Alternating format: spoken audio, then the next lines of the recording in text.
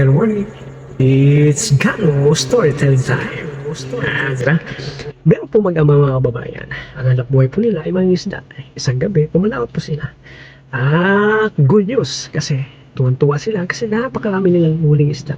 Pero ang pinagtataka po ng bata, ng anak niya, bakit itong tatay niya, yung huli nila, every time nakakahuli sila malaking isda, binabalik sa dagat ng tatay niya.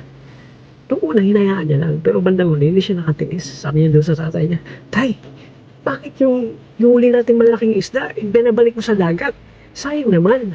At bakit ito maliliit? Ito yung iniiwan mo.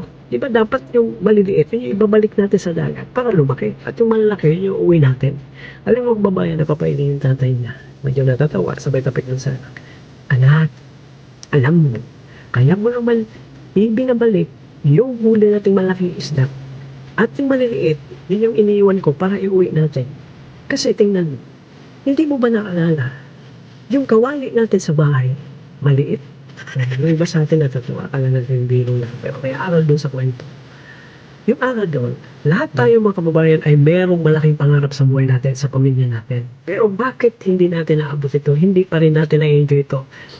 Masipag naman tayo, matagal naman tayo sa anak buhay natin. Pero bakit hanggang ngayon, nangangarap pa rin tayo? O yung mga pangarap natin ay nanatili pa rin pangarap. Kasi yung income natin ay maliit.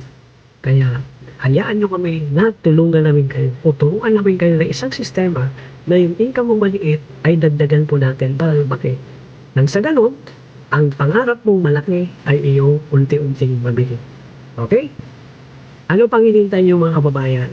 Puntahan nyo na kami, huwag na magpatumpik-tumpik pa. Ang bawat oras mo ay mahalaga. Huwag mong sayangin sa mga bagay na ibang tao ang aasenso. Pagkus, paglaanan mo ng oras ang mga bagay na kung saan makatutulong sa'yo para maging produktibo at maaari kang umasenso. Gano Power. This is Gano Derman, your Gano iTouch coach and mentor. God bless you. Bye.